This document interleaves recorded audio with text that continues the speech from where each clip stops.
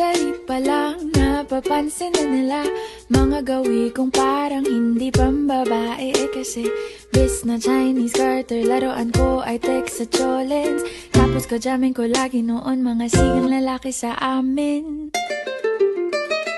Nung ako'y mag-high school ay napabarkada sa mga bay. Curious na babae na ang hanap din ay babae. Sa halip na makeup kit, bit-bit ko ay gitara. Tapos pormahan ko lagi ay long sleeves na t-shirt at faded na lonta.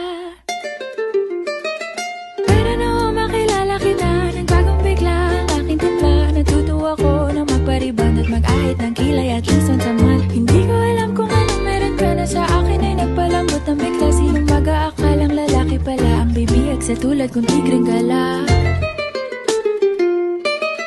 Kahit ako'y titibok-tibok, puso ko ay titibok-tibok pa rin sa'yo. Isang halik mo lamang at ako ay tinatablan.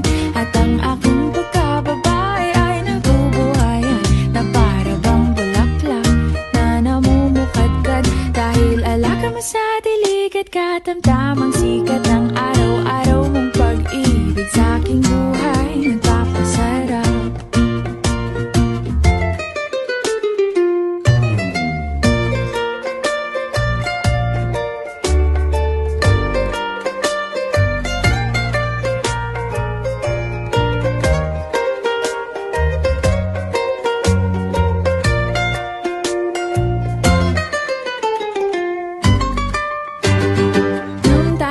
College ay saka ko lamang binigay ang matamis na oong 10 buwan mong trinabaho.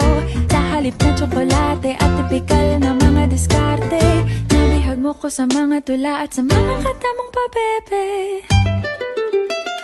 Kaya nga noong makilala kita, alam mo na agad na mayroong himala. Natutuwa kong magtakong at napadalas ang pagsuot ng bestidang pula. Pero di mo naman inasam na ako ay magbagong tuluyan para patunayang walang matigas na tinapay sa mainit na kape ng iyong pagmamahal.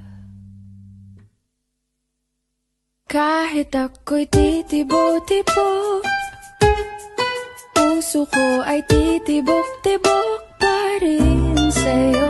Isang halik